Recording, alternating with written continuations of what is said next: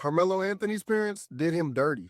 They are the reason why that boy is doing 35 years. Breaking news from sources of multiple attorneys come to find out that Carmelo Anthony, his family, and attorney were offered a plea deal. In that plea deal, he would have only got charged for manslaughter.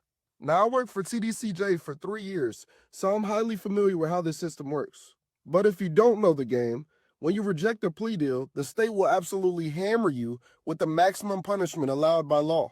A manslaughter deal would have likely carried about 10 years. With good behavior, he's looking at parole in 5.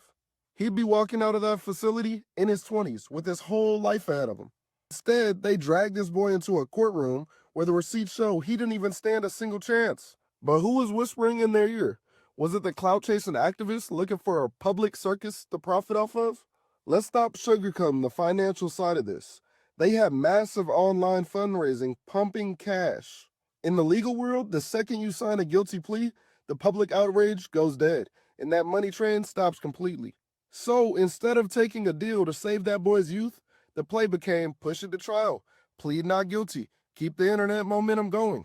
They literally gambled with a teenager's life, their own son's life, just to keep the spotlight burning and the cash flowing. But when the smoke clears, the major organizations and the politicians aren't writing your checks to serve your time. A kid is sitting in a cell facing nearly 4 decades because the adults in the room were too blind to face reality. But I want to know your thoughts in the comments.